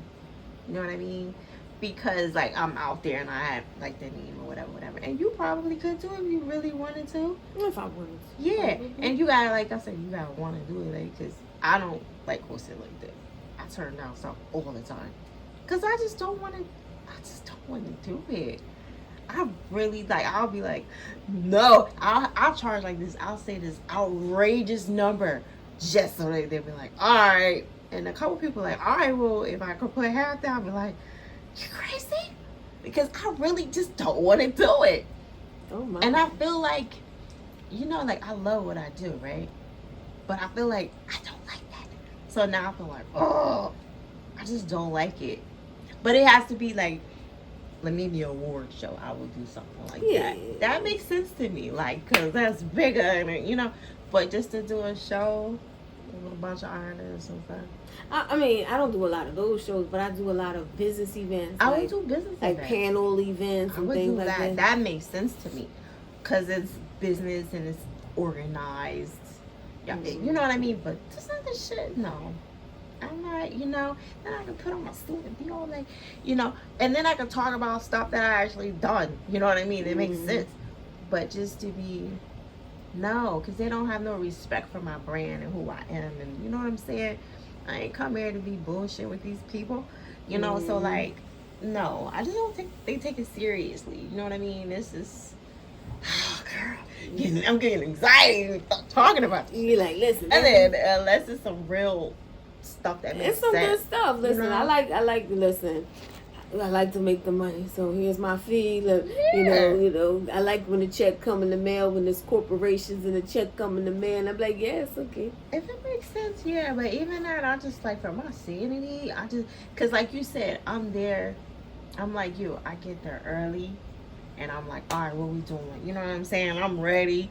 And then I'm late. I'm always at the end, the last person to leave. But then they don't want to pay me when y'all 2 hours over. So I'm cool. And then I gotta, like, well, what we doing? Because, like, either you give me my money or I'm leaving. Like, what we doing? And then sometimes you'll do that to kind of say your heart, like, all right, I'll stay. Because I don't want to leave the event like that. But you get tired of, like, people abusing your kindness, you know? So you be like, yeah, I just don't want to do it. Like, but the thing is, you're not waiting for, you don't need that to make every dollar. You don't, and that's the thing. And you don't have to apologize. You unapologetically yourself, because you're making the money and doing what you do. Yeah, but then you'll be like, she don't want to do this. She act like she too good. And they don't understand. You just get tired of trying to do the same thing. You're trying to do something different and, like, challenge yourself, you know, to do something different. This is a challenge right here. You doing this book, like, that's dope. I told you I tried. I was like, I'm still on Once upon a time. Once upon a time, not long ago. I was up. I was up. How you know that song, Shelly? See, look. What she knowing about that song? Huh? See. Shout out to Mariah Land. I want your money. I want your money. Yeah, that's dope. What's your favorite song? If you had to like listen to one song forever and ever. Oh my gosh. I don't know. One song forever and ever? Give me one hip hop and one R&B song. Forever. I don't know. I can't. You can't do it? I know my song used to be, I know it's crazy, Kwame, Only You, because it mixed the hip hop and R&B. Only You. That mixed down. And then it had the dance, and I'm always in my head, I'm doing the dance, I'm doing the dance. Yeah, I like that one. Okay. That's a good one. I like that That's one a because good it mixed the two together. R&B. I wonder if you're gonna pick something slow, like real slow, or like, I don't know. In my head, I'm gonna probably go with the first song that came to my head was Janet Jackson, I Get So Lonely. Oh, wow. Okay. That was the first song that came to my head. I'm not saying that that's just my song. No. I love Janet. What do you think about that? I clown Janet all the time about her.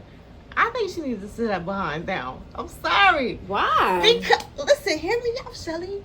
Because I feel like she's messing up the brand. Have you seen her? You didn't see her lately, have you? You mean the little clips of her dancing on stage at her concert? She be like, Shelly, no. She doing her thing. Let her keep going. I feel like when she at that stage, she should be like, what you doing?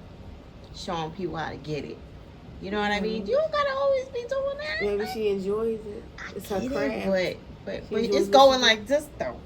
It's not. People still going. They making fun of her too in the process of it. You know, like I'm a fan of her. So when I see, you know, somebody you like this, and they coming down, you're like, oh. But that's not fair. So that means Celine Dion and what's the Celine one? Dion is still dope. Not Celine Dion. What's Barbara Streisand and no, she's still dope too, and she chilling. But all of them people can still go forever and ever. But they not out and doing like they do it. Like every once in a while. She's got major choreography dances, and she's trying to do that like she's 20. We not 20 no more. Even though, see, when you dance, you having fun. She has like, you gotta check the clips out. I just check the clips out. You do, and you don't see nothing wrong with it.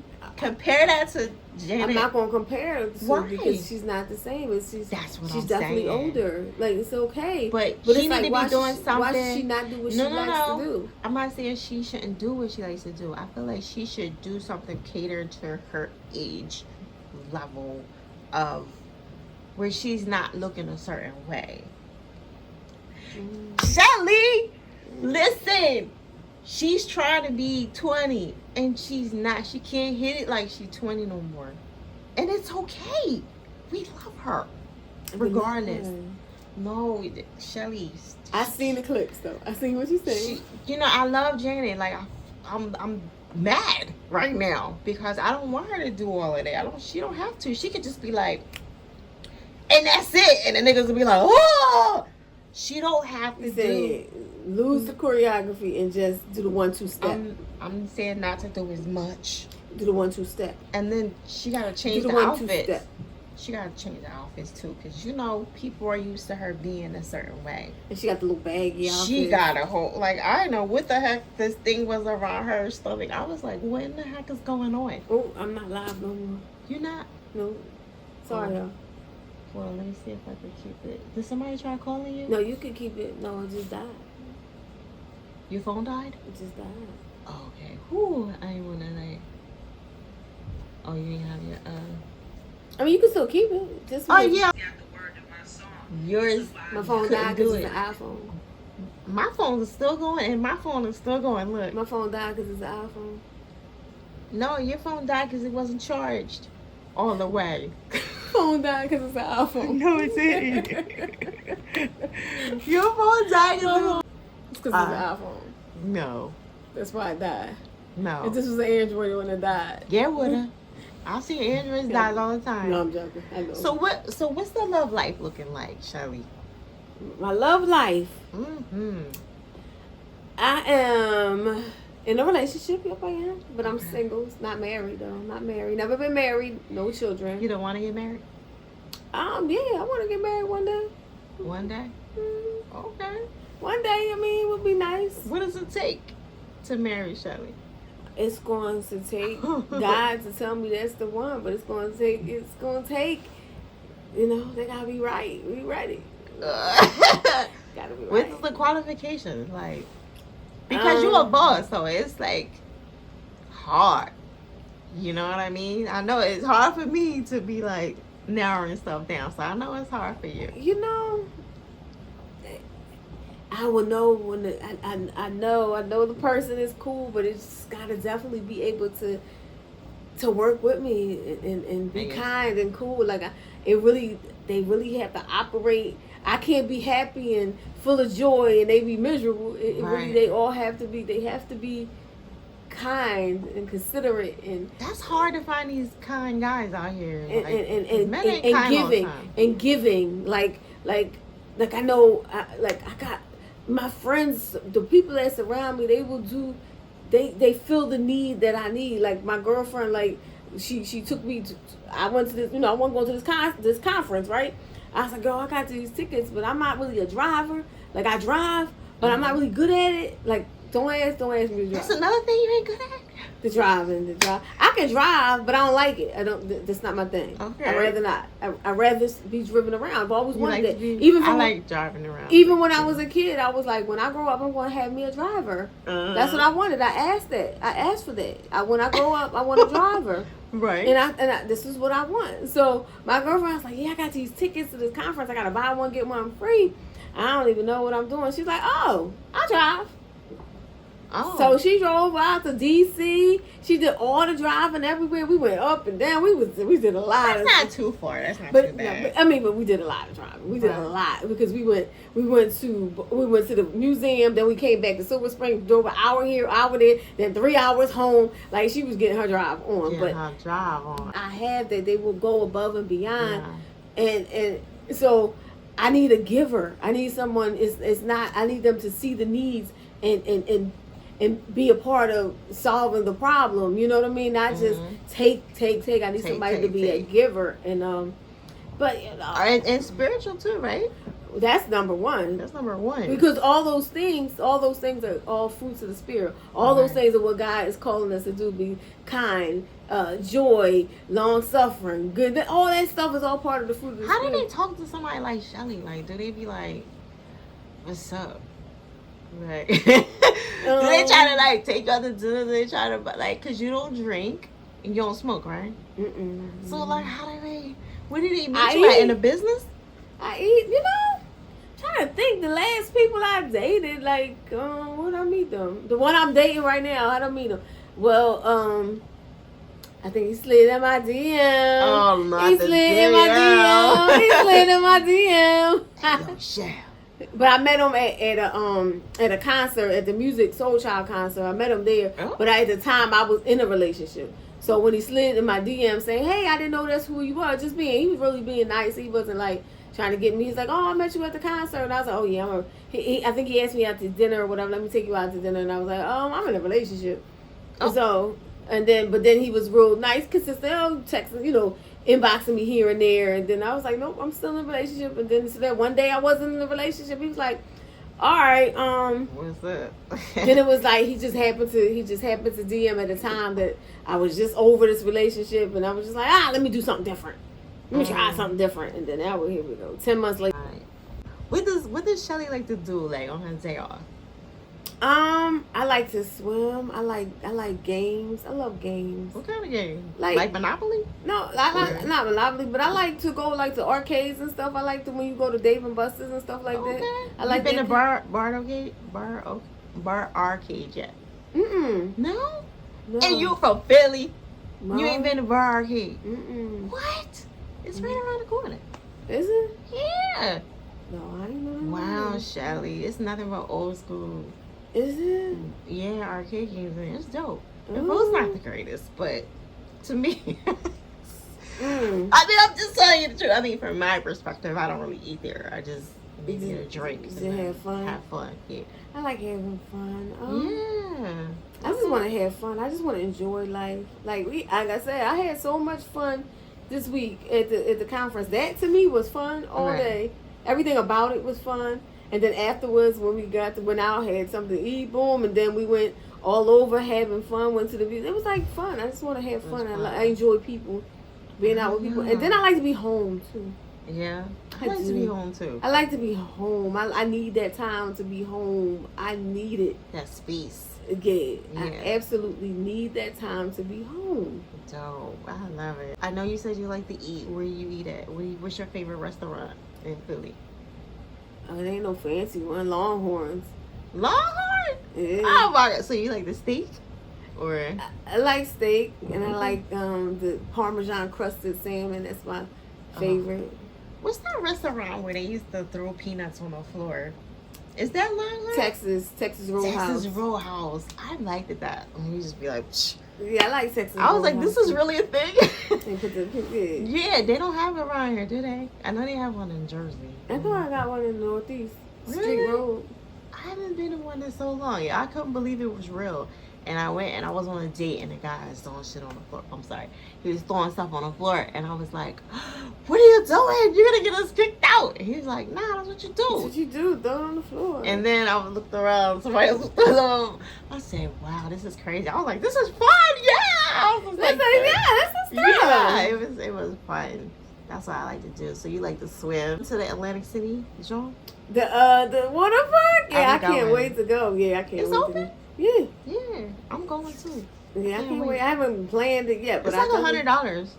That's fine. I think it might be. Well, each part is separate, you know. So it's kind of pricey, but it's nice. They spent the money.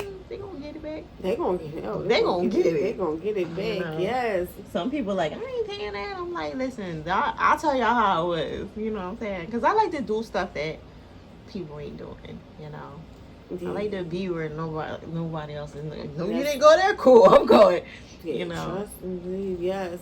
I just like to hang out with people. I like good people and then find good fun, and I just go from person to person just to have some fun. Do you go to strip clubs? I haven't in a while. She said, oh. I haven't in a while, but we did Single on a Saturday night. You know, the show I have, like, we used to go to the strip club. One of the girls that was on the show, she was one of the mothers, they call them, the people who help no, this is the girls. With the girls strip club. The females strip club. But not the guys? We had them on our show. We had a couple of strippers on the show. You gave them some money? What's this all about? Where you get these alls from? Let me see. Like it's like you talking about things I did before, but back in the day, yeah, I used to go to strip clubs all the time. All the time. Food? The food was good. There wasn't no real food at the strip club. Well, now it is. Oh, they got food? Yeah, they got some good food at the strip clubs. Really? Yes. Which ones do you go? They got male strip clubs now? Yeah. Good ones? No. I mean, like, even the ones with the girls there, I just go to eat. Like, Magic City, when I went to Atlanta, I just ate. Magic City, I've never been there, but I know it's a popular. I took my ex, and I let him get a lap dance, and I was eating. Yeah? Yeah. Have your fun. You know what I mean? And I was ready. I was eating. Because I'm all about eating. He said the food was good, but he's getting it a little bit. It's all about the food. They're like, don't stop getting it. They was on me. Yeah, they was on me. They was like, what are you doing? I'm like, have fun with him. Like, I don't care. Like, you know what I'm saying? Because I know that's just like, you know, I wanted to make sure it was his birthday. So. He said, make your money. They like, yeah, make your money. But it was like, well, what about you? I'm like, I'm cool. I'm sitting here eating my wings and stuff. Girl, get out of here. He's like, no, that's... Nah, because I don't like them all oily and stuff, wet me all up. No. I mean, I don't gotta touch it, but I love the way they dance. I really do think they dance. I like all that stuff. Shelly, I had this one time I was messing with a stripper, right? And he was doing all it. I thought he was gonna lay it down. No. He didn't? It was disappointment. It's probably one of the worst. Really? So devastating. So did he do all the dances? No, He ready to do it? he was trying. He was doing all this, but it wasn't happening here. Really? It was terrible. I was I'm so sorry. That's a shame. Because this is took the whole fantasy away. Like when they like, let me take it down. I really want to take it down. None of that. Because he was doing all this, but none of this wasn't doing all that. No. I was so upset. Oh, And you know how like when you have a bad one, you just be like laying there like let me go finish this song. Finish it. Is your mom and dad still around to see your success? My mom is there. My mom is always there. My dad, he wasn't there in childhood, but now he has tried to make up for it. He's around. You forgave him? I did forgive him. Yeah, that's hard to do sometimes. But when you get older, you just be like, you know what? Not for you, for me. For me, for me. Not for him. I know he needed it, but I'm good. You got just the one sister? I got a brother and another sister. Oh, okay. Yeah. And they thinking you as a celebrity now or no? No, they don't look into it. My sister and brothers think of me as a celebrity. I be like, nah. No, none of my family look at me like a celebrity. They don't be trying to get the hookup? No. No? Like, can you help me out? Can you talk to such and such? They not into that life. Really? I know, but like when they want something. They don't want nothing. No? Wow. My family not into none of this. Cause no, mine ain't either. But they'll try to get like free stuff, like the DJ, somebody to do this, somebody. They don't want none of that stuff. They don't even want the DJ. They don't want none of this. They're not. Wow. It's not their life. No. Wow, that's good. They in a whole different life. They don't look at me like I'm a regular person. They don't like. My mom couldn't even fathom. I think she didn't realize who I was until just recently. We was out at the Wakanda Forever.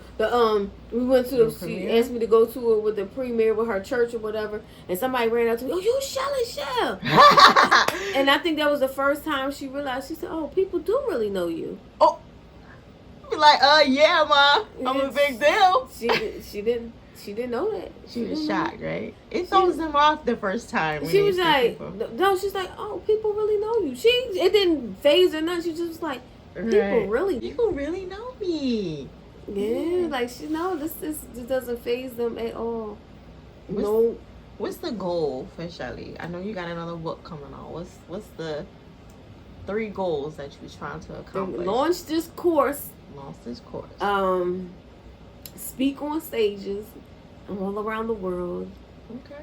And I want, I guess, a family, a house with the boo, the husband. Well, you better hurry up, Shelly. I know. Because 2021 ain't gonna last forever.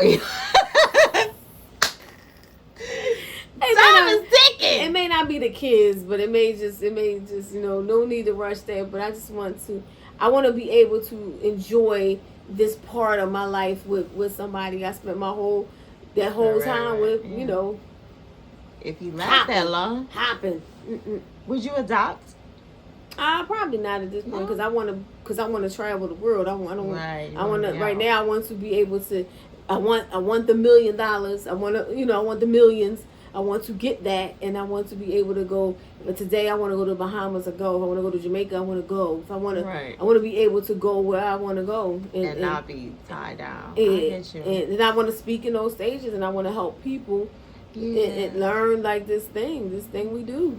That's a big thing. And then right there, that's the stuff I would like to do too. Like I don't want to just be stuck.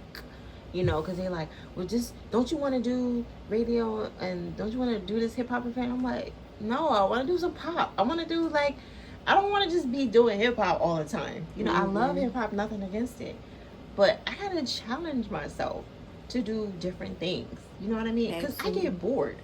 I have to I'm not going to get better if I'm just doing one thing. You know what I'm saying? You're not ever going to explore who you really are unless you're being challenged by good and bad. You know what I'm saying? So, yeah, I think that's important. But I wish you so much success, Shelly. I know you're going to do it. Thank you. Yeah, I'm going to be like, I know her. Well, when we do it, like I said, I do need you for a portion. I just want to be able to include you in part of it when the whole total course. I'm doing the master class first and then upselling to the main course. But I gotta get the master. I'm there. Whatever you need me to do, you know what I'm saying?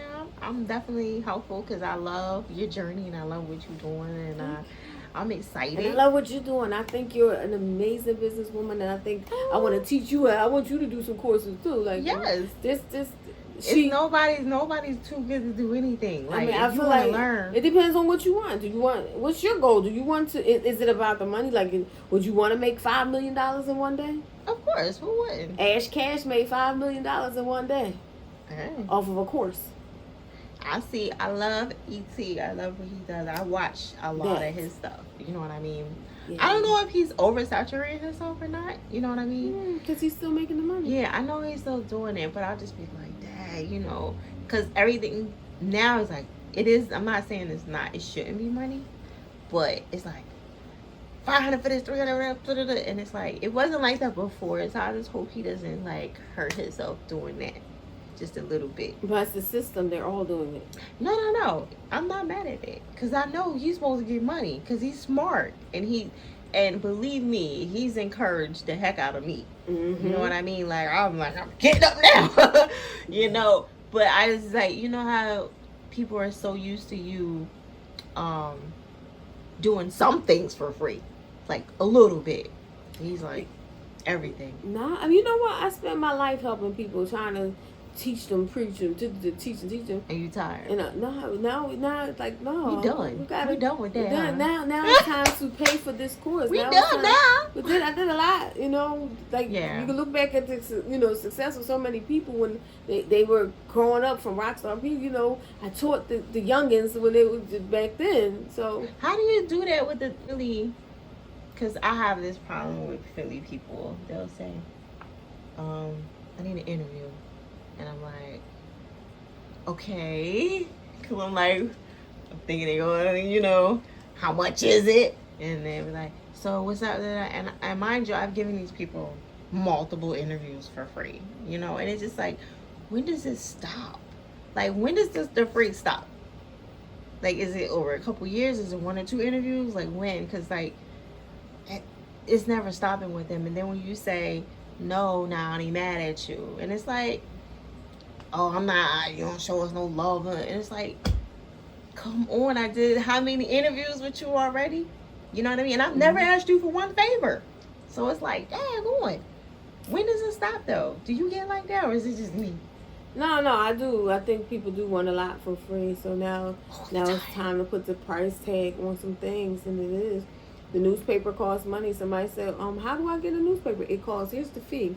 And then when they don't pay the fee, it's like, oh, you're not serious, because this all costs money. All of this costs money. I know Ash Cash made $5 million in one day. I know somebody who made $412,000 in one day. Why am I sitting here?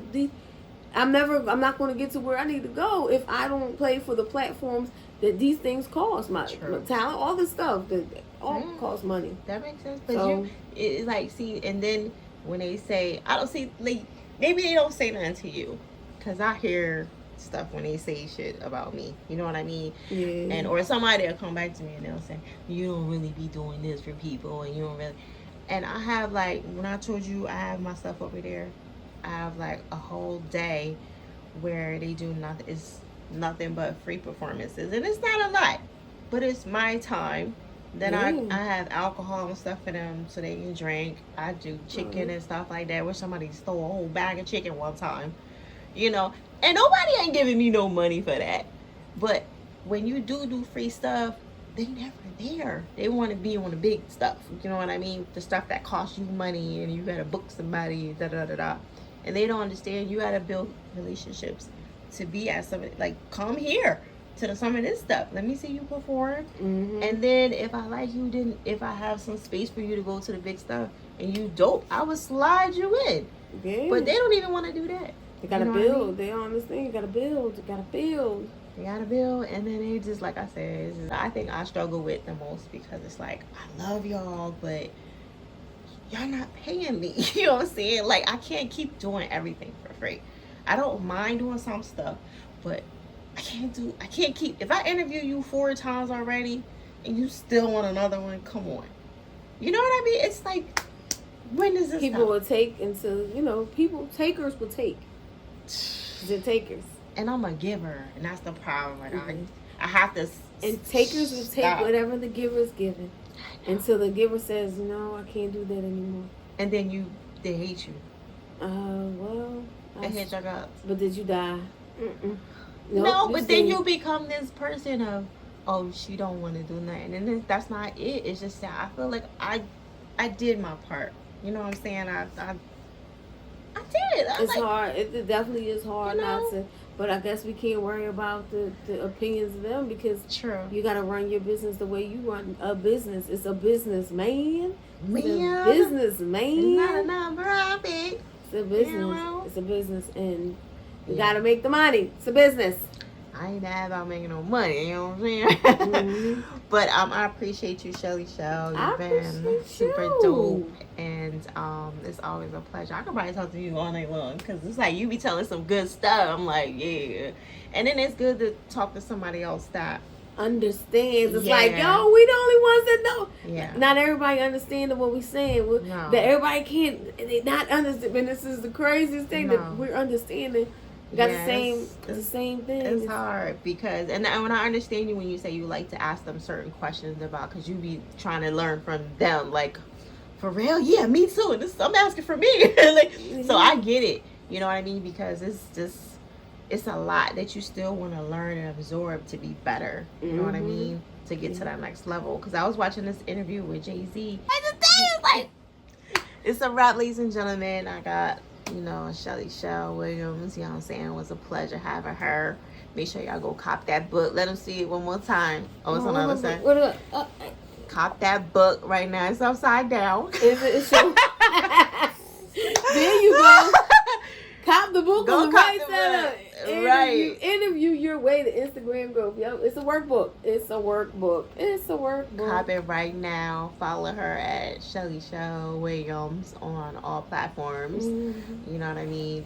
And we out. Airitoutradio. Smack.